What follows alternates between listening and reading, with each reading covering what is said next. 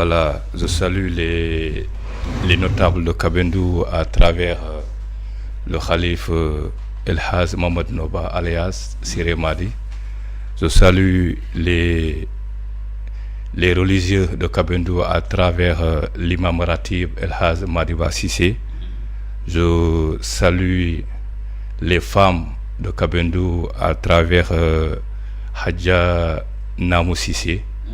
Je salue toute la jeunesse de Kabendou à travers la jeunesse le président de la jeunesse communale qui est là, Mamoudou Kamara, mais également le président de la jeunesse du quartier de Kabendou, à savoir Sanoussi Noba. Voilà, vraiment, je me nomme Ntaï Noba, je suis le responsable suivi évaluation de la Sodagré. Merci. Merci beaucoup. Alors, Nta Noba, responsable suivi d'évaluation de la Société de développement agricole-industriel du Sénégal, nous allons partager sur ce place pour débattre sur le cas foncier dans la région de Kolda, département de Vélingara, commune Diaobé Kabendou. Alors, Mamadou dañuy njëkkee ci yow lan moo xew Diaobé Kabendou lan moo fa xew. Bon, merci ci question bi balaa may tontu question bi rek nga permettre ma vraiment ma nuyu waa Kabendou yëpp. waaw parce que ñoom ñoo ñu délégué. Comme ni nga ko waxee rek buy problème suuf si amee dañoo organiser wu comité bi yëpp retrouvé wu ñu organiser benn mouvement bu tudd délégation foncière ñun ci membre délégation bi lañu bokk loolu moo ñu indi fii kon donc mun maa toog fii te nuyu ma leen. di leen siyaare ñoom ñëpp. Bon comme ni nga ko waxee parce que loolu il faut que ñu commencer ci historique bi parce que souvent xam naa ñu bëri il se pose la question lu tax benn lotissement am 2021 ñi yëngatuñu bàyyi ba tey di ci wax. Demeewul noonu lotissement bi bu muy commencé on n'a jamais été pour mosuñu si yow d'accord. Yàlla dogal nag comme que dañoo nekk ci ab pays de droit gars yi lotissé depuis 2021 def nañu fi ay points de presse on est allé voir les autorités administratives muy le sous-préfet une fois gise nañ aussi maire bi fi nekk mais terewul ñoom ñu lotissé ba ñu am seen nu mu tudd seen autorisation. Yàlla dogal ñu nekk ci dilemme boobu dégg nañ am nañ autorisation mais kenn xamul woon ampleur problème bi mais nag yàlla suy defar day mel ni koy yàq mu am kenn ku tudd Moussa Camara ngoo xam ne moom moo nekkoon seen délégué de quartier koo xam ne sama cousin la aussi direct yaa ma sama papa ñoo bokk ndey ak baay. nekk rek bu ñu lotissé am na benn ancien route boo xam ne nii. ñun ñi nga xam ne ni ay xale kese lañ rek ñun foofu lañ fekk yoon bi ndekete yoon boobu gars yi bloqué nañ ko ci seen nouveau lotissement bi da koo bloqué transformé ko parcelle attribué ko grand bi ma wax noonu. léegi grand bi bëgg ci tabax nu mu tudd mosquée fa la déclic bi jógee léegi loolu bu mu amee nag la population bi mais déedéet fii duñ fi tabax mosquée parce que fii yoon la. léegi nag on nous a fait savoir que ñoom nu mu tudd fii léegi seen nekkatul yoon léegi parcelle la ñun kon yoon bu mel nii boo xam ne ni ëpp na 40 ans suñ ko bloqué comme donc le mal est plus profond que ça dès l'instant nag ñu jóg ñu ne nag comme c'est moment comme que gars yi commencé ku ñu laal suuf si commencé ku ñu dugg ci yu bëree bëri ñu nañ découvrir avant que ça soit trop tard ci découvert yooyu lañ def laajte documents yi plan yi registre bi lu bëree bëri pour vérifier. bu ñu vérifier nag la ñuy soog a gis ni ndekete problème bi ëpp na sax ñu lu ñu doon xalaat ay affaire yoon boobu kese. ndekete am na ay kër yoo xam ne nii des maisons qui existaient plus de 20 ans yoo xam ne kër yoo xam ne ëpp na 20 ans ndekete kër yooyu ba léegi kër yooyu nu mu tudd ay réserve lañ ko def ça veut dire si on laisse ce lotissement là passé ñooñu dañoo war a tuxu seen kër yi. parce que foofu kër yi ñu ne ci image bi. très bien. yi kër yi yëpp te ay kër yoo xam ne ëpp na ay 20 ans ëpp na ay 20 parce que man mi nga xam ne nii parce que man fii laa juddoo Ndakaaru man ëpp naa 30 ans foofu bu ma fa demee ba léegi. mais man foofu laa fekk kër yooyu. donc ñooñu dañoo war a délocaliser si vérification lañ gis aussi ndekete suñu école 3 bokkul ci plan bi. dañ koo daggati nu mu tudd def ko ay nu mu tudd ay plan def ko ay parcelles suñ terrain de football bi nga xam ne boobu tamit man fa laa ko fekk ëpp na 30 ans suñ grand yooyu yëpp foofu lañ footballé foofu lañ defee seen carrière dañ koo daggati def ko ay nu mu tudd ay parcelles. ndekete yoon yu bëri. au delà de ñu yoon bu ma lay wax nii yoon bu mooy terrain de football bi ma lay wax nii. au delà de yoon bi ma lay wax nii am na yoon yu bëri dañ koo bloqué ndekete dem ci kër jàmbur yi ndekete daggaat fa ay yoon. des maisons déjà habitées yoo xam ne nii ay kër la yoo xam ne ëpp na fii nu mu tudd du ma wax si ay 30 ans 40 ans yooyu moom ñoom mun naa ñoom ñoo sànc Kabendo ñu dagg fa yoon nekk nañ ñu ne kon nag c'est le moment qu'on se retrouve pour ñu régler problème bi défini parce que loolu lay indi problème suba. xalaatal kër boo xam ne ni toog na fi ay année doom yi fi nañ juddoo yaroo fi léegi nga nar a tuxal ñooñu dem bloqué suñu yoon yi transformé ko parcelle séddoo ko entre vous yi moo indi problème yu bëree bëri xam naa nu ñu demee ci débat bi après dinañ gën expliquer exemple fii ngay gis ni nit ñi retrouvé wu nii mooy suñu première mosquée bu Kabendo fii ëpp na 100 ans di on s'est retrouvé pour ñaan pour yàlla jàppale ñu mën a nu mu tudd annuler lotissement bi y compris mosquée bi ngay gis nii. nu mu tudd comment il s'appelle ci gaare parcelle lañ ko def. parcelle lañ ko def ñoom ci seen lotissement bi ñu wax nii. ça va si mooy mosquée bi. ñoo def lotissement bi ñun ñoo ko def. lotissement bi ancien équipe municipale bi fi nekkoon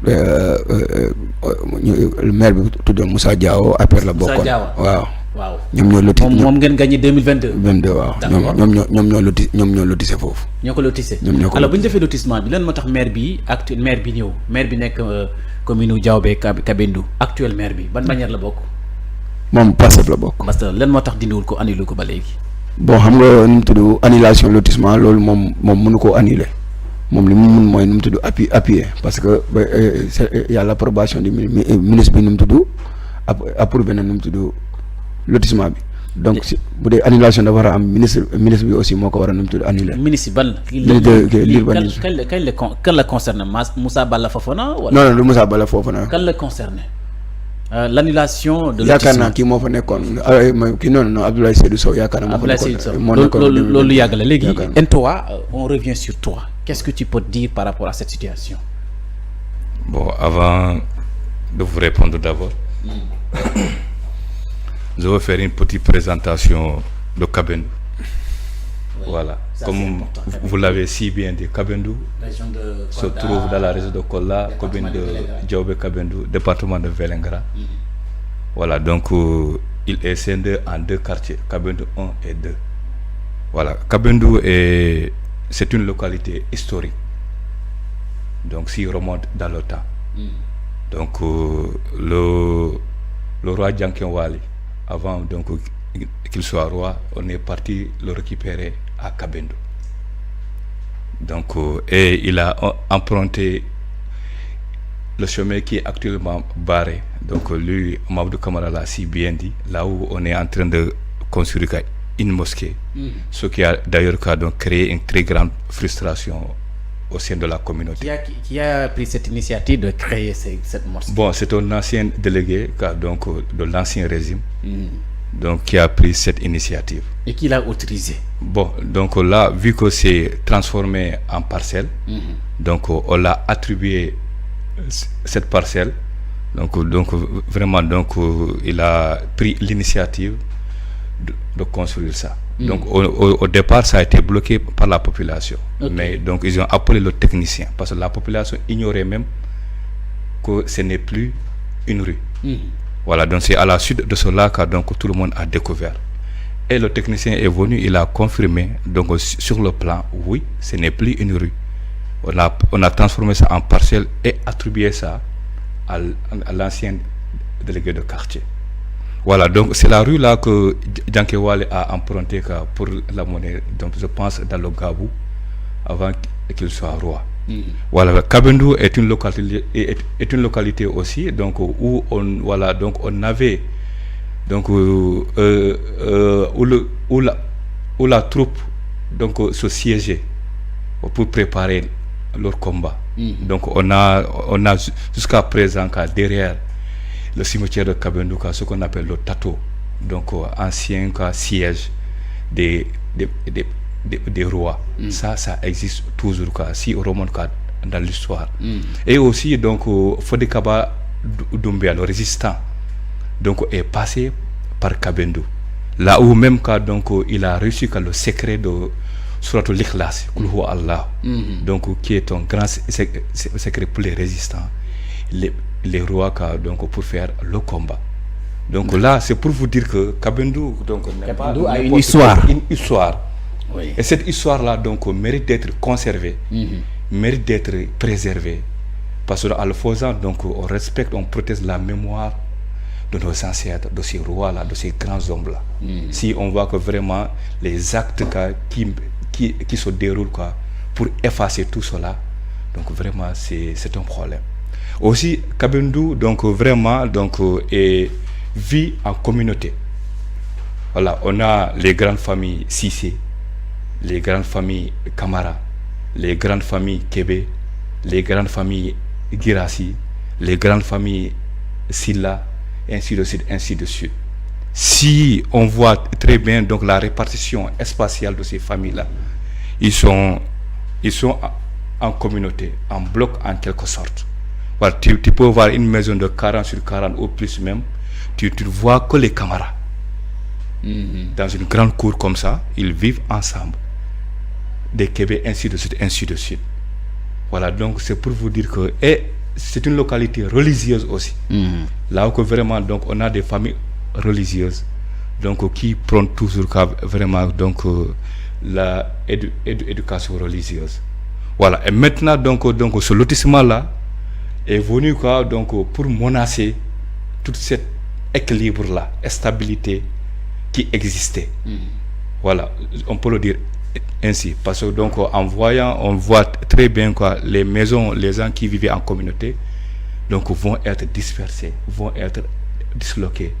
Donc vraiment, au lieu de vraiment préserver cette harmonie, cohésion là qui existait, donc ce travail là est venu pour au moins les séparer. Et aussi on pourrait installer d'autres familles qui n'existaient pas. Tout ça donc ça pourrait amener des tensions. Et vous voulez qu'on annule ces lotissements illégaux? Oui. Est-ce que vous avez collaboré avec les autorités compétentes par rapport à ce domaine? Bon, on ne dit pas collaborer, mais quand nous on a donc reporté, c'est-à-dire on les a informés les mots de notre quartier. Il s'agit de quelles autorités? Voilà. Donc dans on cette a région, on parle du gouverneur, il y a le gouverneur, il y a le préfet, il y a les... Oui, au niveau local et au niveau déconcentré. Okay. Voilà, donc on a informé le maire, on a informé le sous-préfet, le préfet, on a informé le gouverneur, on a informé le service des domaines du cadastre, on a informé le ministère de l'urbanisme, on a informé également la DESCOS. Oui. On peut dire tous les acteurs qui pourraient intervenir, qui ont une compétence plus ou moins influent sur l'occupation du sol. Donc on a remonté tous nos dossiers envers ces autorités là.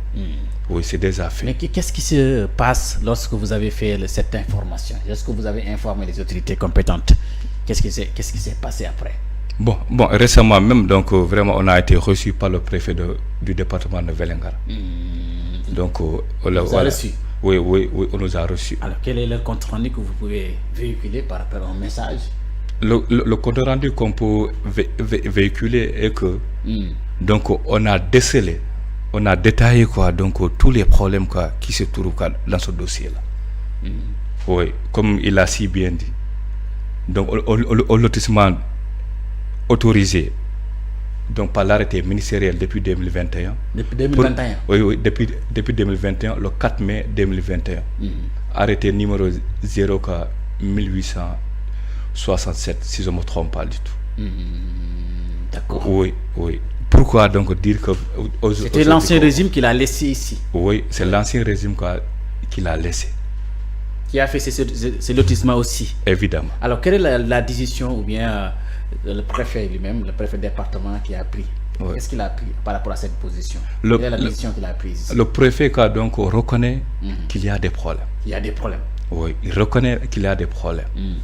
Voilà, donc quelle est exactement sa position envers cette... Lui, il a dit il est là pour au moins accueillir la population, écouter la population et chercher ensemble des solutions avec la population. C'est ça qu'il a dit. Mais la décision appartient à la population. Si la population veut que ce lotissement soit annulé, lui vraiment il ne fait que remonter et informer les autorités hiérarchiques. mais si la population prend aussi d'autres solutions, donc vraiment il est là pour les accompagner. Si je comprends très bien, depuis 2021 vous êtes en train de combattre cette injustice. Évidemment. Et jusqu'à présent vous n'avez pas encore le... Oui. Ce qui est grave dans tout ça, c'est l'abus de pouvoir. C'est l'abus du pouvoir. Oui. L'abus du pouvoir. Qui est le responsable? Et alors qui sont les responsables? Donc on ne peut pas citer expressement les noms, mais quand même les techniciens donc la commission et l'équipe qui était là sont responsables. Mais c'est chaque acte irresponsable ou chaque acte injuste. On pourra quand même signaler les responsables. Parfois, il y aura des responsables. Oui. Si on dit donc nous on fait que vraiment donc étaler nos problèmes. On sait très bien donc on peut pas avoir un lotissement sans pour autant avoir une équipe. On peut pas avoir donc un lotissement sans pour autant donc une équipe municipale qui est là, sans pour autant avoir une commission foncière. Ça c'est pas du tout possible. Mais alors, à l'époque, NTA, tu peux dire que le maire est incompétent par rapport à ce problème. C'est ça ce que tu veux dire, le maire actuel? Nous tous les problèmes qu'on a vus là. Le maire ne peut pas annuler ces lotissements, c'est ça ce que tu veux dire? Le maire, donc juridiquement parlant, le maire ne peut pas annuler ce lotissement. Donc en suivant vraiment ces conseils municipaux, l'approbation des conseils municipaux, ça ne peut pas être. Non, ça ne peut pas être. Le maire ne peut pas casser la décision ministérielle. Mais quand même que le maire peut manifester, peut au moins remonter le choix de la population. Est-ce qu'il l'a fait? Oui, à travers. Donc, bon, à notre niveau, donc, on ne connaît pas s'il l'a fait ou pas. Il doit porter le combat s'il veut. On annule ces lotissements. Il doit porter le combat pour au moins manifester sa solidarité par rapport à ce. Oui, il a quand même manifesté verbalement, donc qu'il est pour que ça soit annulé. Ah bon? Oui, il a manifesté. Parce que donc vraiment on lui a fait un compte rendu détaillé au niveau de sa salle, en projetant donc en soulignant tous les problèmes étape par étape, au niveau de l'approche, au niveau de la technique et au niveau du recensement. Est-ce que le ministre qui est chargé de l'urbanisme vous a reçu par rapport à ce problème? Non, pas encore. Pas encore. C'est la DESCOS qui nous a reçu. Il est au courant parce qu'on a déposé nos dossiers dans son bureau et il a fait la réception. Donc là, il ne peut pas ne pas être au courant. Si c'est le cas, il y a négligence. Très bien. Mamadou Camara, lim wax dem ngeen gis préfet bi wax ko lotissement yi nga xamanteni da ngeen ko fekk 2021 ñi def ko fi régime bi fi jógee la lan nga ci mën a yokk? Bon, comme nous le préfet bi recevoir nañu yagul yaakaaruma sax ndax mën na semaine moom ak yi nu tudd agent régional bu kii nu tudd cadastre bu Kolda. waaw recevoir na leen en audience. en audience ngeen dem fa ba ngeen demee da ngeen am ànd ngeen délégation avec le maire wala yéen collectif bii na ànd dem. mais maire bi nekkoon na fa bokkul woon suñu délégation mais moom en tant que autorité locale. ñëwoon na. joindre ci réunion bi. ci rencontre bi. lan ngeen fi jëlee. ak lan préfet bi li mu wax li taxoon mu gën ñoon mooy jot na suñu courrier d'abord dégg na aussi problème bi comme que y a eu même une marche pacifique léegi nag lu tax mu gën ñoo c'est pour se s'enquérir plus sur le problème ñu gën koo expliquer ñu gën a wax problème bi mu xam yàlla nag dogal ñu joxaate yeneen explication yoo xam ne peut-être yëgu ko woon agent cadastre bi parce que moom c'est très logique xam nga administration moom ñoom dañuy jàppalante mu gën a déglu kooku yàlla def ko conforté ñu si suñu position wax vraiment y a beaucoup de problèmes 90% ñi problème bi ñu wax c'est un problème qui existe il sait pas comment ça s'est passé comme kii ni mu waxee mooy nag wax dëgg yàlla ñoom ils sont là pour la communauté. mooy les autorités. les autorités préfet ak le maire préfet bi. comme ni ñu la ko waxee fii rek sànq rek moom il n'a aucun pouvoir d'annulation. moom dañ koy laaj c'est un arrêté ministériel. Ah d'accord. léegi moom lu ñu ko mën a laaj mooy quel est son avis sur ça wala lan la population bi wax mu remonté. moom nag en tant que autorité kii départementale moom li mu proposé mooy ndax ak ñu mën nañ waxtaan foofu ñu jéem a xool lu ñuy régler ñun problème yi ñu soulever exemple ndax mën nañ ko rectifier au lieu annulation bu dee moom ci domaine am moom fu mun a yem bu dee rectification mën na nekk moom loolu la proposé mais nag bu dee annulation la nag bon am nañ ci droit mais nag mën nekk mu yàgg. mais foofu ñun soo gisee affaire nu mu tudd rectification bi jàppul kii ñu xaw ci ragal tuuti est-ce que administrativement ça tient est-ce que ñoom tey ñoom suñu rectifié woon par exemple ñun problème yi ñu souligné ñoom suñ ko rectifié woon tey est-ce que administrativement affaire bu taxaw la suba ndax ça ne peut pas créer d'autres problèmes. ci question de foncier la. waaw am ay kayit yoo xamante ni yéen sur le plan surtout ministre bi ay approuvé na. léegi est-ce que ça va toucher le plan muy problème muy première des choses parce que si le plan existe ba léegi kenn su ñëwee benn maire su ñëwee su ne moom day appliquer li plan bi wax yoon may na ko. waaw muy benn ñaar xam naa ne bu dee rectification la ça ne touche pas l'arrêt ministériel est-ce que benn maire su ñëwee bëgg appliquer l'arrêt ministériel est-ce que am na lu koy tënk maintenant toutes ces questions là gi moo tax ñun. puisque c'est un arrêté. ministériel arrêté boo xam ministre bi moo ko jël. ok mais foofu nag mooy problème ci arrêté bi man moo ñu gën a jaaxal comment le ministre bi mun a jëlee arrêté kii lu tax mu def arrêté nu mu tudd approuvé kii. ban ministre moo ko defoon. je crois que c'est Abdoulaye Seydou Sow. yaakaar naa moo fa nekkoon. waaw Abdoulaye Seydou Sow jiitoon na l'urbanisme. je crois moo fa nekkoon ba. mu nekk maire Kaffrine. waaw parce que lu tax ma ne pourquoi je me pose cette question parce que bu doon ñun population bi kese ñoo waxoon amul problème mais soo demee ba yow nu mu tudd say agent régional joxe nu mu tudd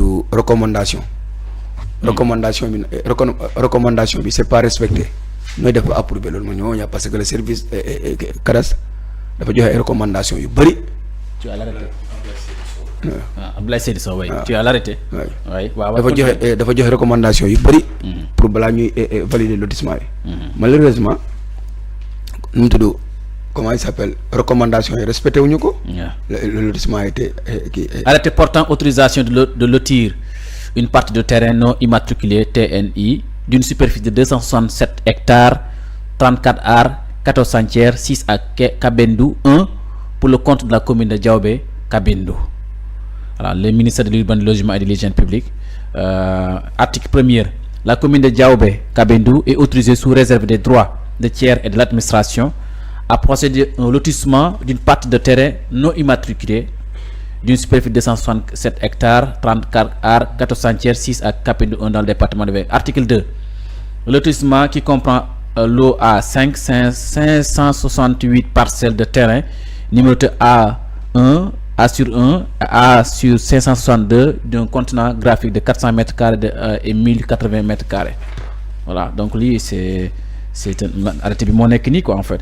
On a mis le ministre de l'Urbanisme, du Logement et de l'Hygiène publique, Abdoulaye Seydou Sow. Voilà, implication gouverneur de la région de Kolda, préfet département d'Escos, bureau cadastre Kolda, bureau domaine, voilà, arrêté baa ngi nii léegi. xam nga arrêté bi même y a des questions à se poser parce que li autorisation la pour lotir. waaw léegi ñun on se pose cette question. arrêté portant autorisation de lotir waaw. parce que mun nga autoriser nu mu tudd comment il s'appelle ñu lotir. mais ñun gisuñu approbation bi léegi. parce que yaakaar naa da ngay autoriser ñu nu mu tudd comment il s'appelle ñu lotir ba pare. waaw après validation bi léegi xaw ma s'il a été validé par l'autorité autorisation bi nag gis nañ ko. autorisation gis nañ ko waaw gis nañ ko léegi xamuñu nag après s'il a validé ou pas parce que foofu moo ma jaar moo tax ma ne la. d'une partie de terrain non immatriculé ensuite ba pare immatriculé wuñ ko ba léegi. très bien waaw léegi foofu moo ñu jaaxal parce que ñoom bu ñu lotissé ba pare. waaw lii recommandation nu mu tudd. waaw procès verbal bi le 9 novembre 2021 Kolda le 9 novembre 2021 procès verbal bi la commission d'attribution des parts de la commune de Diaobé Kabendou s'est réunie le jeudi 21 octobre 2020 dans les locaux de cadastre de Kolda. La réunion a débuté 11h10 pour prendre fin à midi 25 minutes. La réunion a été présidée par monsieur Moussa Diao, maire de la commune et commune secrétaire général séance Abdoussi, chef du centre de services fiscaux et de domaine de Kolda. Donc à l'entame de la rencontre, le président de séance a fait l'historique et l'état des lieux, des aménagements et du cadre de vie de la localité. Il met ainsi en exerce la nécessité de lotissement de cette commune. La cadastre à son tour a fait le compte rendu de la visite effectuée sur le site, relève les manquements notés en soulevant des observations. L'agent envoyé de la mairie de Diaobé Kabendou a apporté des réponses aux questions posées et promet de tenir compte de ces observations. Le secrétaire de séance et paye chef du bureau de domaine exprime toute sa volonté à soutenir ce projet dans la transparence et respect strict des règles établies. À cet effet, il a été retenu que toutes les bornes manquantes doivent être remplacées. Le recensement des effectués doit être mis à jour. Toutes les listes et des attributaires doivent être établies avec la mention de numéro d'identité nationale ci-joint. Les listes doivent être paraphées par les parties prenantes. Voilà, donc des mécanismes de régulation et de procédures seront mis en place en commun accord avec toutes les parties prenantes afin de permettre à tout attributaire de disposer de sa notification en bonne et due forme. Étaient présents Moussa Diao, maire de Diao Kabendou, Aboulsi, chef du centre, Lamarana Diallo, agent voyer, Boubacar Diallo, délégué de quartier, Ibrahim Sane, secrétaire municipal, Ndomou Touré, assistant du chef de l'urbanisme Vélingara, Djadji Anne, géomètre au cadastre, Amadou Diallo, bureau du domaine, Kolda, lañ ko defee voilà les signataires yi nga xamante ni ñoom ñoo assisté woon lii mooy procès verbal bi donc waaw. le procès mooy li ñu wax nii. waaw loolu yëpp mu jéew ñu def rectification te li ma jaaxal délégué de quartier bi ñu fa def il n'est pas le délégué de quartier de Kabendou. Boubacar Diallo c'était le délégué de quartier de Diaobé 4. Diaobé 4 bokkul na Kabendou. léegi pourquoi nu mu tudd délégué de quartier Kabendou bi bokku ci loolu yëpp c'est des interrogations. waaw mais li ci gën a am solo. waaw. ça c'est lii leer na nit ñi comprendre Kabendou kii wax na ko fi sànq. waaw Kabendou ñun dañoo yàlla dafa dogal ñu dund par communauté comme ni nga ko les Camara. ñoom ñoo nekk benn place. les Cissé la majorité benn place lañ nekk les Noba les Kébé et cetera. te ñun on est habitué dans les grandes familles. ma jël exemple parce que balaa nga jox exemple ci nga jox ko exemple ci man. waaw car macha allah man suma papa yi ils sont 6 ñoo xam ne ñoo bokk ndey ak baay mais ñu si benn kër lañ dëkk te ñoom ñëpp dañoo am njaboot. les xalaata kër boobu si ti la cache ñoom seen doom yi fa la ñuy dëkk ji ils sont 6 ñoom. te 6 yu nekk car macha allah ku nekk am na ci ay doom. ñun ñëpp ñoo bokk ci benn kër. exemple kër googu soo ñëwee daggatu ko léegi ñooñu ak seen doom fa la ñuy dëkk d'abord rek am nañu problème dëkk d'abord fu ñu dëkk. loolu c'est visible ku bëgg mën nga dem visite Kabendou da ngay gis nga di kër. pourquoi parce que ñun xamuñu tuxu bàyyi sa papa fële dem ñun on n'est pas habitué à ça. c'est dans les grandes maisons les kër yooyu ñoo kase ko comme ni la waxee parce que bu ñu ñëwee ñoom première fois bu ñu ñëwee pour affaire lotissement bi les vieux étaient opposés vieux yi sax dañu ñëwoon rencontre bi du am pas yi. dañu ñëw rencontre bi ñu am ñun ñoo leen ne maintenant nañ leen déglu ñoo comment ils veulent lotir nan lañ bëgg a lotirer kon donc aujourd'hui l'histoire a donné raison aux vieux. parce que li ñu doon ragal yëpp am na parce que affaire la boo xam ne day indi confrontation parce que même affaire de mosquée bi indi woon na fa coow bu rëy. indi na fa coow bu rëy de. coow bu rëy. te loolu moo ci gën a tuuti parce que loolu yoon kese léegi ki nga xam ne dafa dëkk ci këram léegi demal suba nga ne ko mu tuxu ci kër gi. parce que nu mu tudd réserve la loolu coow boobu foo koy waxi jee. ab kër boo xam ne dëkk na fi lu ëpp 40 ans nga ñëw léegi yoon bi nga baare yoon bële nga ne yoon bi ci biir kër googu léegi coow lay indi léegi avant coow yooyu di indi moo tax ñu ne nañu régler problème bii te ñu régler ko définitive sànq laajte nga fi est-ce que autorité laajte nga ko en français est-ce que autorité ils ont réagi le préfet nous a appelé matul une semaine. mais pour waaw préfet bu département bu Kolda bu Vélingara ñu toog waxtaan. mais pour man nu mu tudd dafa des parce que nit su leen exposé ay problème te ngeen xam ne dans ce problème bi il faut s'enquérir du problème ngeen def premier acte d'abord parce que bu dee problème am na loolu loi sénégalaise bi ci boppam yaakaar naa moo ko wax bu dee conflit am na mais on arrête tout d'abord. ñaar moo fi am ñun li ñu laajte am annulation wala ñoom ñu ne annulation mënul nekk heure bu ñuy décider mais mënoo exemple ñu ne li mu tudd yaa problème annulé ñu lotissement bi ay ñeneen ñit di ñëw. mais li mu bëgg lotissement bi am na depuis le 4 mai 2021 ba léegi est-ce que lotissement bi mu ngi continuer wala ñi bénéficiaires yi ñi ngi exploiter seen i. loolu laa la bëggoon wax nii ma ne léegi ma ne problème am na léegi nga gis ñeneen ñëw ak seen attestation. attestation léegi borom kër yi ne fii kenn du fi laal benn parcelle ba loolu nanoo indi confrontation ba egg ba tribunal. gis nga. mais loolu amagul. am na li ma lay wax ni am na. ah bon am na.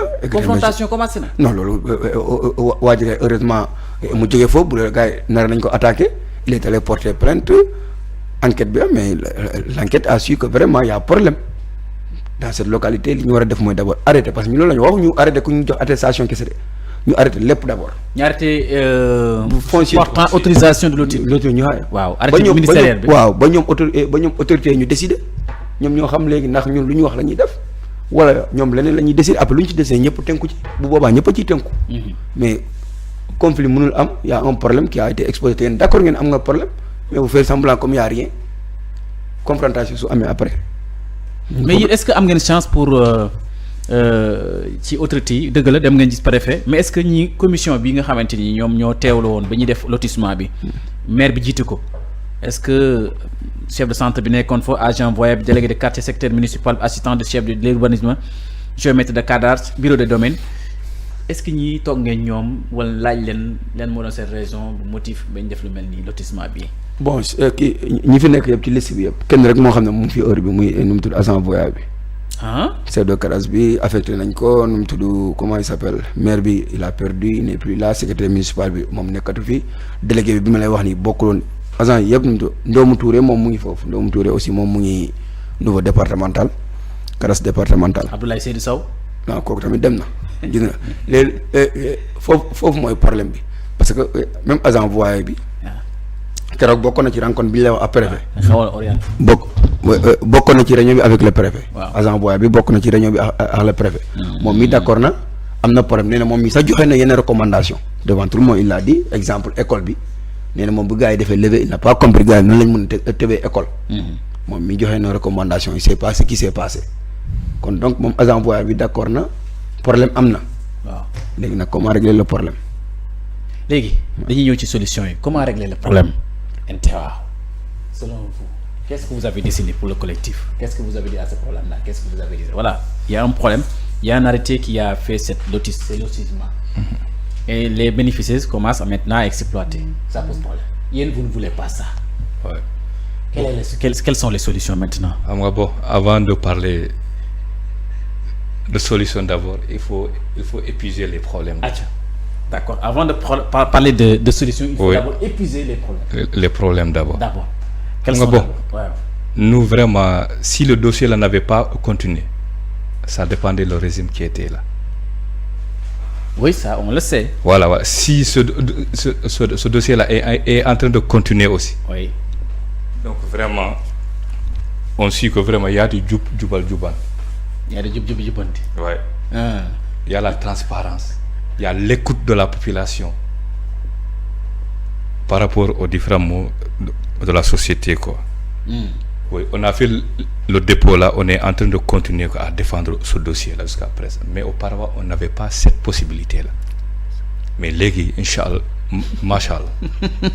On croit que vraiment, donc le premier ministre, voilà, M. Ousmane Sonko, oui, et le président Bassirou Diomaye Faye, il veut nous écouter et prendre quoi donc vraiment donc en urgence notre problème. Oui, parce que vraiment donc si on arrive à faire tout cela, parce que c'est la confiance qui anime au niveau de la population, voilà, qui a toujours défendu quoi esprit du patriotisme. Je peux le dire car donc ça c'est sur le plan en tout politique. Cas, le Premier ministre avait fait un acte la commune de Diabo-Kabendou était la seule commune quoi qui était du parti PASTEF. Ouais. Au niveau du département de Vélingara, je peux dire toute la région de Kolda. Voilà, si et M. Ousmane Sonko lui il sait très bien et il connaît très bien aussi la commune de Diabo-Kabendou, à savoir le quartier de Kabendou. Il connaît très bien le Kabendou. Il est temps qu'on annule ces lotissements-là. Oui. Oui. Donc là, je parle des problèmes. Donc on a parlé un peu sur le plan technique. Voilà. Donc là, un dossier aussi sérieux quoi, donc qui est là pour au moins défendre et protéger les droits de la population. Donc au Sénégal, l'identification donc est faite ainsi le prénom et nom, date et lieu de naissance, numéro de la carte nationale d'identité, surtout ça. Mais bon, à travers les documents qu'on a consultés, oui, donc nous avons constaté très bien quoi, une très grande négligence de la part des techniciens qui ont fait ce travail-là. C'est-à-dire donc on a constaté qu'au niveau du registre, plus de 400 parcelles n'ont pas de prénom. On a constaté au niveau du registre plus de 1000 parcelles n'ont pas de nom de famille. Exemple cas, donc on enregistre Amat, donc Amadou, ainsi de suite. Est-ce que donc tu pars à Diaobé Kabendou, des parcelles qui n'ont pas de bénéficiaires. Des bénéficiaires, on n'a pas clairement identifié les bénéficiaires. Ça voilà. Tu peux dire, tu dis Amadou dans le quartier de Kabendou. Il n'y a pas ou bien dans la commune de Diaobé Kabendou. Qui est Amadou? Ça aussi c'est un problème. Hein? Ça, c'est un problème. C'est le cinéma politicien. Oui, bon, on peut le dire ainsi. Oui. Ou bien on dit que donc tu inventes le nom et on surnomme comme ça. Tu le délivres comme ça. Samba. Oui, je comprends. Qui est Samba au niveau de Diaobé Kabendou. Le pire encore, plus de 2000 parcelles n'ont pas de numéro de la carte nationale d'identité. Les propriétaires ne sont pas clairement identifiés. Alors qu'on dit au Sénégal que c'est la seule identification unique qui peut différencier les personnes. Ah oui, effectivement, c'est la carte d'identité. Mon numéro d'identité nationale, personne ne peut l'avoir à part moi, Taïno. Oui, si on a des ressemblances au niveau du prénom, au niveau du nom de famille, donc on va se référer au numéro de la carte nationale d'identité. Là, il y aura forcément la différence. Et vous avez eu la chance de découvrir les bénéficiaires de ces lotissements. Vous avez eu la chance là? Évidemment, on a eu la chance. On a consulté tous les bénéficiaires. Tous les bénéficiaires. De 267 hectares. Oui. On a eu la chance de consulter le registre. Ah bon? Oui, de passage, je félicite très bien la délégation foncière par rapport à son efficacité. C'est scandaleux. On s'est mobilisé, on a fait tout, on ne dit pas notre stratégie ici, mais quand même, on a fait tout pour avoir toutes les informations dans les registres. Ça, donc, je félicite vivement les 20 personnes de la délégation foncière. Et que vous voyez, toi, tu as constaté que c'est une procédure anormale, illégale, selon toi? Oui, c'est une procédure bâclée. Oui. C'est une procédure qui enferme beaucoup de manipulations foncières, qui encourage et facilite l'accaparement foncier et la spoliation foncière dans l'avenir. Oui, on peut dire même que c'est un manque de respect au sein de la population, envers la population. Parce que vraiment, on dit que le foncier est sacré. Oui. Tout ce que l'homme fait, tout ce que l'homme envisage de faire, ne peut se faire ailleurs que sur le support là qu'on appelle la terre. Est-ce que vous aussi, vous avez pris une conscience, une vérification très sincère par rapport à ceux qui sont des bénéficiaires, ils sont les habitants de Diaobé Kabendou? Est-ce que vous les avez vérifiés? On a très bien vérifié. Est-ce que les bénéficiaires sont des habitants de Diaobé Kabendou? Non, vous savez, bon, on peut le dire on peut pas dire que les bénéficiaires doivent forcément être les habitants de Diaobé Kabendou. Si on dit ça, nous ne sommes pas dans les droits, dans la légalité. Oui. Mais au moins, donc, on ne peut pas encourager donc plus de 80 parcelles donc, entre les mains de 3 individus. Ah bon? On ne peut pas encourager aussi qui ne sont pas de Kabendou. On ne peut pas encourager aussi plus de 90 parcelles donc, appartenant à un même patronyme. Là, ça c'est pas Djoub Djoub Djoubandi. Non, vraiment, donc vraiment, on ne peut pas encourager ça. Ça, c'est une erreur, hein? Oui, c'est fatal aussi. Oui, c'est une erreur. Voilà. Quand même, ça mérite d'être corrigé. Non, on ne dit pas la correction, mais au moins l'annulation. Parce que s'il y a beaucoup de vices, il y a beaucoup de problèmes. Si tu reviens pour retoucher là, donc tu risques de créer d'autres problèmes encore.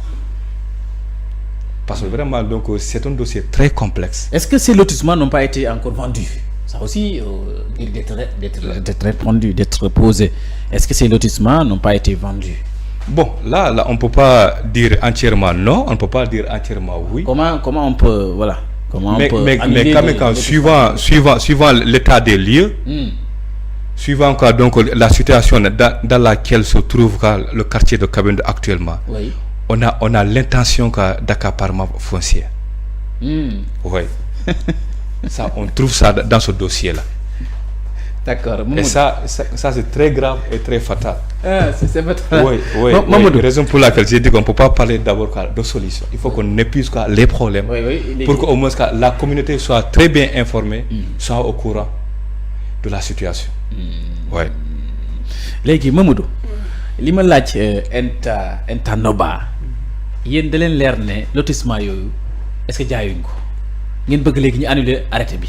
mais balaa may tontu sa question. waaw xam nga sànq je me suis posé moi-même une question et je me la repose sa encore bopp question waaw.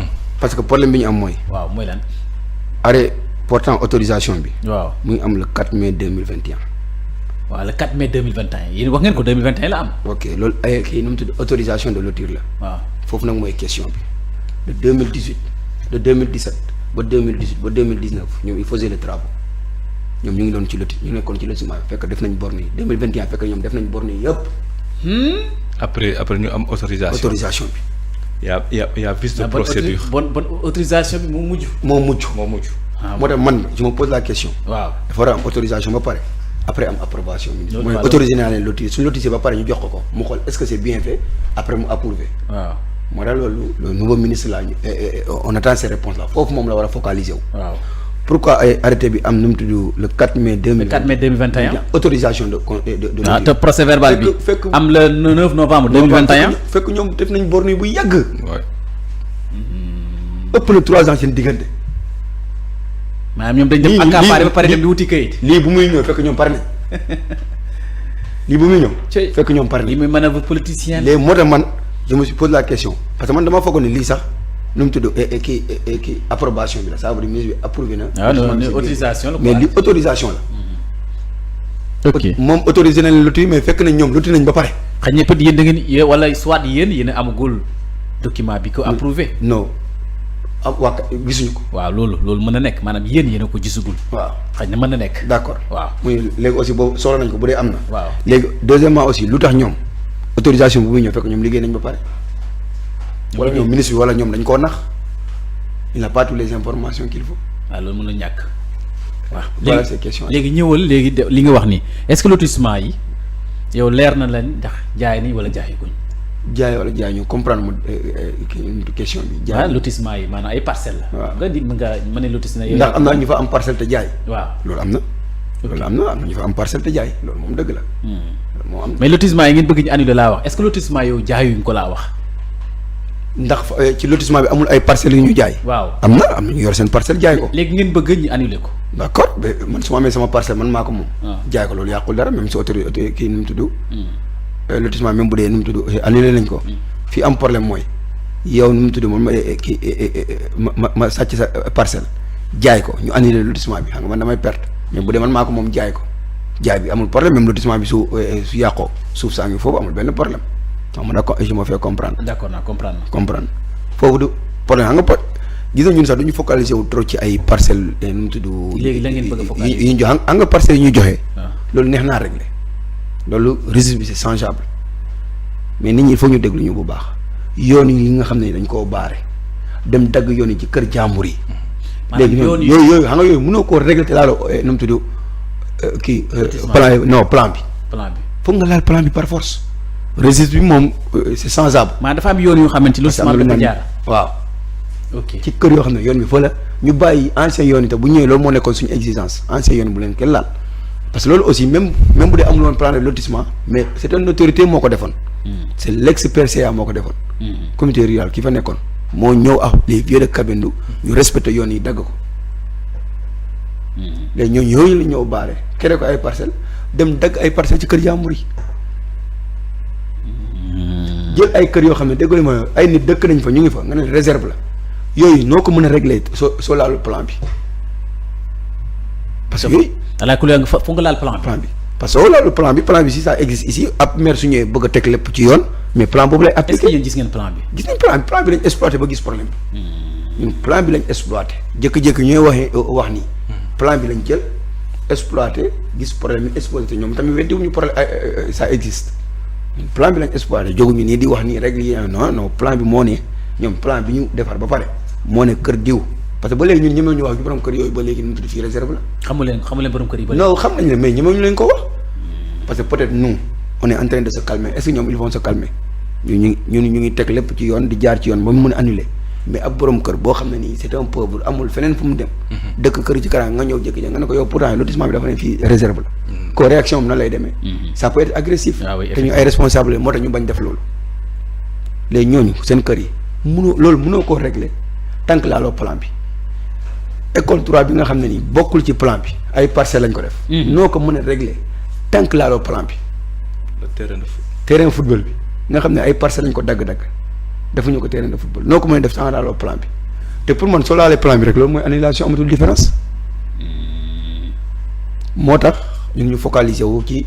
terrain football bi def nañ ko parcelle ba pare. parcelle lépp ay parcelles la te ñoom weddiwuñu ko. ay parcelles la. terrain football xam ne ëpp na 40 ans. xoolal ma lii ñu bàyyi xale yi ñuy football ci sax. je ne sais pas xaw ma man je ne sais pas ce qui s'est passé ci lotissement bi man moom xaw ma ne. mais lii moom lotissement politicien rek la. donc ça ñoom ñoo ci am erreur mais ñun. li ñu ñaan mooy surtout man nag je me repose cette question. Moussa Fofana. le nouveau ministre là. waaw nañu jox réponse parce que c'est sûr que moom. il a le dossier man problème bi may laaj est-ce que Moussa Balla Fofana yëg na ko. ndax yëg na ko dañuy wax ne voix autorisée. c'est-à-dire da doon baax loolu combat bi le maire. mu porté ko à la députée du département. moom tam ñoom ñëpp yëg na ñoom ñëpp wax nañ leen ko. wax nga leen ko. wax nañ leen ko non nee na ils vont le porter mais c'est sûr que le ministre Moussa Balla Fofana comme ñu déposé nañ ko au niveau de son ministère am na ko léegi ñun moom surtout moom ñaari question ñu ko bëgg pour mu gën ñu mooy pourquoi ñoom autorisation bu muy ñëw fekk ñoom lotiré nañ ba pare. waaw première des choses il n'a qu'à se poser cette question boobu am na solo. deuxièmement est-ce que am na approbation. ok parce que li autorisation la. après autorisation dañ ko war a delloo ministre bi mu xool est-ce que moom recommandation yi mu joxe est-ce que lépp jaar na ci yoon. léegi approbation su amee ñenn ñoo war a approuver. ministre bi encore ministre bi mu approuvé mooy jox arrêté. ok lii yëpp kon mairie bi amul ci benn responsabilité. mais il fait que nu mu tudd conseil municipal bi day toog délibéré nu mu tudd voté ñun conseil municipal bi autorisé maire bi mu jàppale ñu lotissé nu mu tudd quartier diw. maire bi aussi bind ministre bi comme ñu ministre bi autorisé ko pour ñu lotir. léegi nag suñu leen lii nu mu tudd service déconcentré yi yëpp par exemple cadastre urbanisme ñoom ñëpp suñu defee seen rapport ba pare yaakaar naa la ñu war a yónnee nu mu tudd ministre bi. ministre bi su xoolee ba pare est-ce que c'est bien fait yaakaar naa mu approuvé gisuñu approbation bi te bi ñu gis autorisation boo xam ne dafa am fekk ñoom lotir nañ lépp def nañ lépp. avant l'autorisation. parce que ñoom bu doon ñoo respecté woon nañu nu mu tudd lii bi comment il s'appelle autorisation bu mu ñëw lañu commencé. ba heure bi nii lotissement bi parewul day fekk ñoom du nekk seen jamono. nekk seen jamono. xam nga le maire moom mooy nekk le représentant de l'État central. yéen a saisir le ministre yéen collectif bi wala maire bi moo ko saisir par une lettre administrative. non ñun ñoo ko saisir yéen a ko def. mais maire bi même bu ñu toogee ci comment il s'appelle ci préfet bi devant nu mu tudd l'agent du CARAS là loolu la waxaat nee na moom il est pour l'annulation parce que il est de Kabendou lui aussi nee na moom au-delà le maire qu'il est il est de Kabendou. nee na moom foofu nañ annulé loolu la wax. nañ annulé bu mu demee Descos parce que Descos oo nañu ils ont fait les enquêtes oo nañu laaj ñu joxe explication laaj nañ maire bi yaakaar naa laaj nañ agent voyer bi fa nekkoon maire bi aussi loolu la waxaat foofu. moom la waxaat foofu. maire bi moom fu mu ngi ànd yéen mu ngi sincère ses propos. waaw d'accord loolu de la wax loolu lañ dégg léegi. mais bi muy campagne lan la leen waxoon moom maire bi. ndax bon xam nga loolu xam nga ñun souvent. waaw débat bi dañ koy bañ a tudd. non du politisation. c'est-à-dire engagement comprendre sa question. waaw dañuy bañ rek nit ñi yaakaar ni dafa am politicien bu nekk suñu ginnaaw la fekk amuñu si benn intérêt maire bi campagne moom il l'avait dit. parce que moom xamoon na problème bi. avant moom muy nekk maire. waaw xamoon na problème bi. moo nekkoon campagne mooy lat. mu bokkoon ci promesse son premier combat mooy su gagné. dana annulé lii. lu ma ko waxoon. malheureusement nag. xam naa malheureusement waaw xaaral ma pare. waaw daanaka waaw. xam nga malheureusement xam nga heureusement la xam nga il avait compris wala da doon politique kese mu fàtte woon ni moom mënul annulé. non bu ko layal. non layal ma ko je parle des faits je parle. pourquoi moom mënul annulé non am maire mënul annulé arrêté ministériel. non c'est-à-dire mën na nekk son combat mu porte combat bi. bon loolu laa la wax dama ne. waaw ñun suñu toogee li muy wax suñu kanam. waaw mooy annulation il a dit devant les autorités. ñun ñu yaa ngi ko wax ci télévision ñëpp a ngi dégg. loolu laa la wax bu ñu toogee ak préfet bi loolu la wax devant le préfet nañ annuler lotissement bi parce que day indi coow comme ni ko population bi waxee loolu la wax loolu la suñ kanam loolu la wax. loolu lañ jàpp bañ gis leneen. conseil municipaux yi. non conseil municipal yi wax on n'a pas parlé au conseil municipal. wax conseil municipal.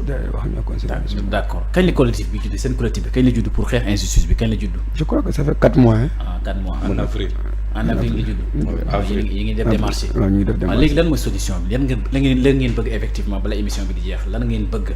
concrètement. donc yéen collectif. ñun concrètement pour ñun peut-être xam nga dañoo wóolu bu dee ñoom wóoluñu nañ def nu mu tudd nañ def descente. ñu ñëw dëkk bi xoolal seen bopp gis na vraiment ñi li ñu wax problème am na ñu décider le plus vite possible parce que balaa muy indi coow parce que en réalité ñun on nous a délégué pour représenter la population sur le foncier mais ñun moom ñu dëkk bi de comme ni ma la waxee réaction nit ñi bokkuñu ba léegi yàlla ñuy jàppale ñu ngi teg lépp ci yoon suñu amee lu ñu yóbbu ñu yóbbu ci autorités yi si on doit se faire entendre nu mu tudd ñu hôtel yi comment il s'appelle marche pacifique ñu wax ñëpp dégg ñu def nañ loolu defaat nañ loolu léegi li leen di ñaan ñoom nañ nu mu tudd nañ décider bu dee ñoom dañoo gëmul ba léegi li ñu leen bindal est-ce que noonu la nañ def comme le préfet bi wax def préfet bi il nous a appelé on a donné des explications le service de cadastre aussi a kii nu mu tudd wax na lu mu wax ñun y a problème donc ñoom aussi surtout le ministre Bala Moussa Fofana. maanaam Moussa Bala Fofana. waaw ngeen interpellé premier ministre Ousmane Sonko quand même ngeen wax ko. surtout wax nga lu am solo. waaw. moom comme chef du gouvernement bi. xam nga ñun dañuy bañ souvent di politiser dossier bi. waaw nu amul mais pour ñun loolu daf ci bokk. te moom j'aurais pas le choix foog ma laal ci tuuti c'est la seule localité mu quartier de Kabendou de 2012 ba ab Macky Sall mu wàccee moo xam ne mosu faa gagné. te tey moom moo bëgg am injustice. mosu faa gagné yaakaar naa loolu bokk na ci mosu faa gagné. de 2012 laa la wax ba nu mu wàccee nii. est-ce que loolu moo PDS moo fa gagné ba 2016 ba 2017. 2017 ba tey bi lay wax nii Pastef moo fay gagné. yaa ngi soog wax problème bi est-ce que loolu moo métti. donc Abdoulaye Seydou Sow moom mi. moo tax moo tax le président Ousmane Sonko. waaw le président Bassirou Diomaye Faye dañoo war a jël dossier bi en main suñ ko jëlee wax ñu il n'a qu'à nous donner raison ñun c'est pas ce que nous cherchons nañu xool est-ce que ñii li ñu wax dëgg la bu dee li ñu wax dëgg la ñu def lu ñu wax bu dee du dëgg aussi il n'a qu'à nous tenir un langage de vérité parce que dañoo gëm ni dëgg la moo tax ñu leen di wax loolu. dëgg la. bu kenn wax dañuy sotal bëgguñu ñu sotal ñu moo tax on a c'est la première fois sax may wax li ma wax fii nii c'est la première fois mais dafa am fu mu jot foog nga wax pour nit ñi xam ne vraiment am na leneen lu ci laxaju ci suuf pour ñun aspect boobu am na fa donc ñoom nañu jël seen agent urbanisme yi ak cadastre ñu dem xool vérifier sur le plan vérifier foo xool xam ne problème am na waaw ñu annulé ko bu dee problème amul nañu tenir un langage de vérité mais xam naa si le fond rek ça sera annulé parce que problème am na parce que ñoom kenn weddiwul loolu parce que ñun plan bi on l'a pas créé ñoom ñoo ñu jox plan bi fa nga dugg moo garaaw li nga wax dafa jafe dindi mooy Macky Sall mosu gagné foofu te Abdoulaye Seydou Sow ku ne xamoon na ne commune bu foofu côté boobu dana wut pour am victoire léegi Ntoa non je comprends non comprendre naa gis naa plan bi gis naa ko téléspectateur ji gëm ñu ngi kii léegi dama bëgg Ntoa tu me dis maintenant quelles sont les solutions Enta yi dis-moi quelles sont les solutions maintenant qu'est-ce que concrètement voilà bon Mamoudou il a commencé à énumérer les solutions xam nga bon nous on triche pas on cherche pas aussi qu'à aggraver le dossier on ne fait que reporter ce qui existe sur le terrain. Voilà. Tout notre souhait est que le président Ousmane Sonko et le président Bassirou Diomaye Faye qu'ils prennent ce dossier-là comme étant quoi une urgence sociale. Voilà, donc comme il a si bien dit. Donc on veut qu'au moins qu'il délègue un expert pour étudier réellement la situation, descendre sur le terrain, voir ce qui se passe là-bas. Ça, c'est la première solution. La deuxième solution, c'est quoi? Donc, nous, on est prêt à défendre quoi? Ce dossier-là, jusqu'à avoir un résultat dans nos mains. Que ça soit négatif ou positif, mais on va continuer tout le processus jusqu'au bout. Madame, donc, soit, si on n'a pas eu la réponse des autorités, de manière officielle, dire que vraiment voilà leur position. Nous, on va au moins se faire recours quoi, donc à un avocat pour défendre ce dossier. Et la population est prête aussi quoi, pour se mobiliser. C'est une très bonne. Prendre un avocat et défendre ça au niveau du tribunal administratif. Parce que c'est un document, un dossier, un document administratif. Et l'arrêté est attaquable devant la loi.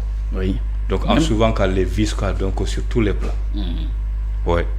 Ça c'est notre dernier recours. Oui, bien sûr. Si on voit que vraiment que rien ne se passe. Il y a un arrêté qui a été établi, une journaliste qui a été attaquée, un arrêté au ministre, à la Cour suprême. Il s'agit du ministère de la Communication, des Télécommunications et du Numérique. Aliou Sall avait perdu. Pourquoi pas? Vous ne pouvez pas saisir à la Cour suprême par rapport à cet arrêté-là, qui est un arrêté que vous n'avez pas apprécié. Oui, on ne l'a pas apprécié. Donc, la loi aussi, les articles ont clairement dit. Donc, il a même dit que par rapport au vice de procédure, tu ne peux pas faire tous les travaux et avoir autorisation. Ça, non. Est-ce que aussi, même quand la délibération a été visée par les autorités compétentes, ça aussi, c'est une question. Est-ce que aussi quand le plan même donc, qui est au niveau de la commune a été visé par le ministre lui-même, ça aussi c'est un autre problème.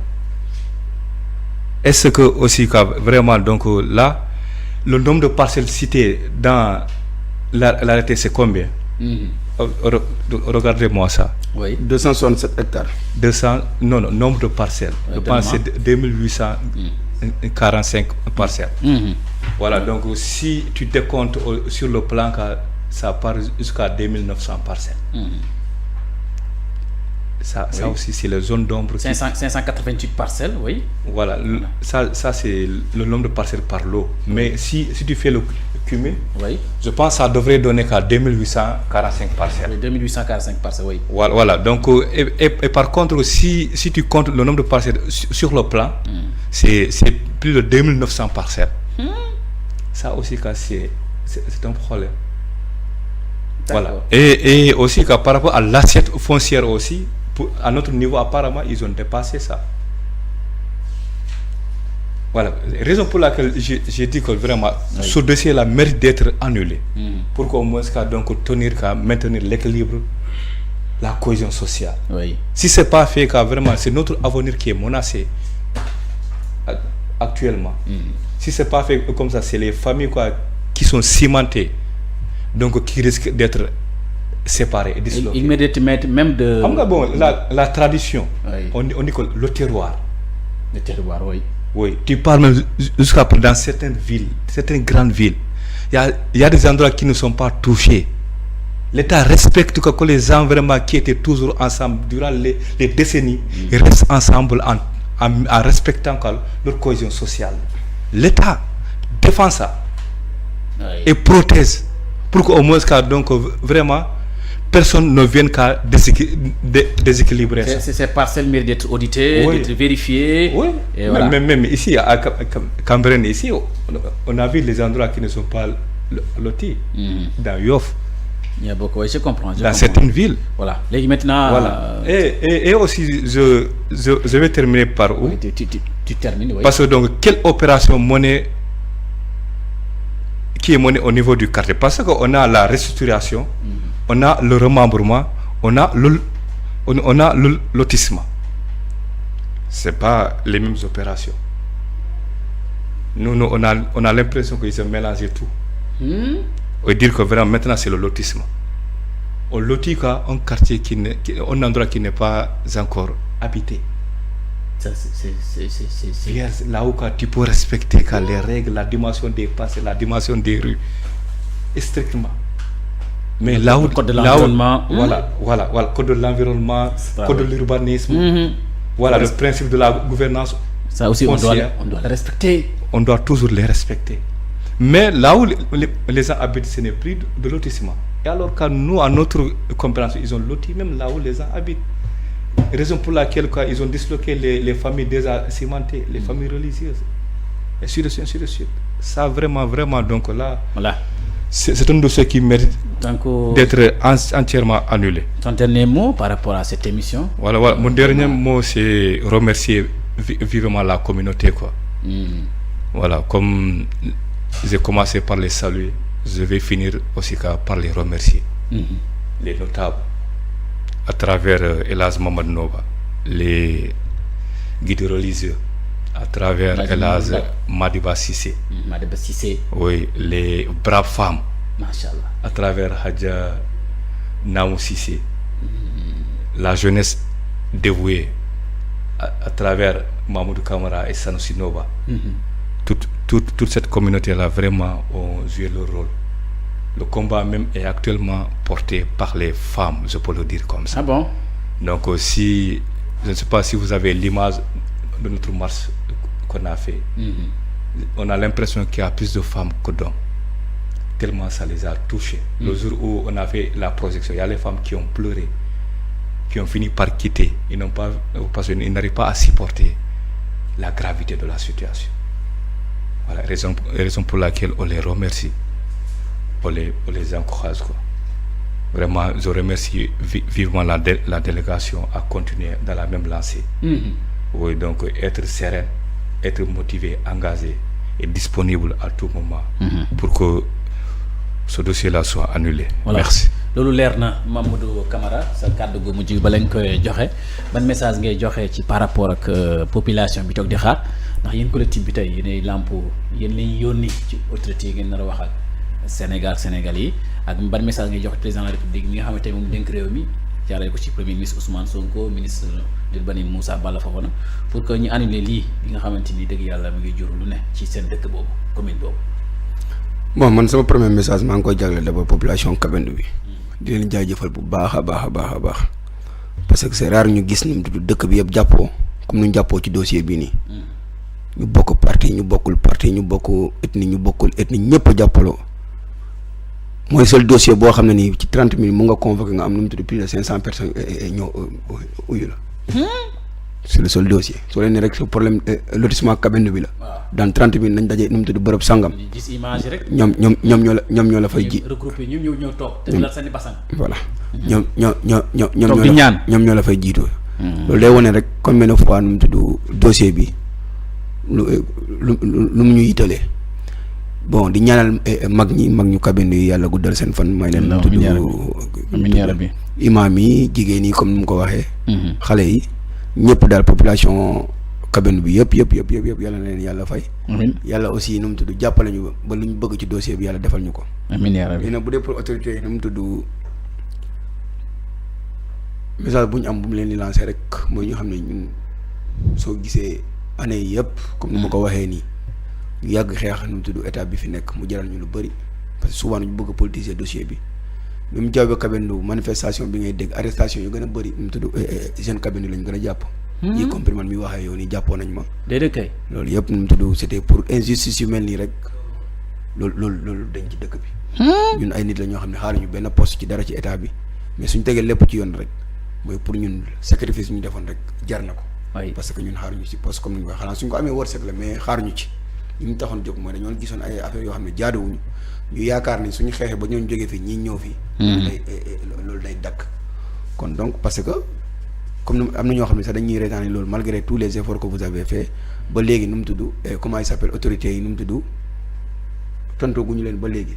c'est vrai xam naa dañoo fekk dëkk bu dëgër dañoo fekk ay dossiers yu bëri mais dossier nañu xam ne dossiers yi bokk na ci dossiers yu gën a urgent dans la région de Kolda. parce que nu mu tudd suñ ko defoon rek comme ni ma confrontation mën na am à n'importe quel moment. te loolu ñaan ñu ko yàlla. dañoo ñaan yàlla rek nu mu tudd réew mi léegi dal am fi développement am fi. Sénégal mën a jëm ci kanam. ñëpp vraiment di leen remercier ci invitation bi. jox ngeen ñu opportunité wax dëgg yàlla. ñu mën a communiquer ñëpp gën a xam lan mooy nu mu tudd problème ci dossier bi. loolu yan problème la mën a jur vraiment yàlla na leen yàlla fay yéen tamit yàlla na jëmale seen lii bi kanam. amiin yaa rabbi jërëjëf merci maa ngi nuyu Cheikh Fanta Madi Girassi di ko nuyu bu baax a baax moom it ci collectif bi la bokk wala sax moom est-ce que bokk ñu ko jiite di ko nuyu bu baax a baax kon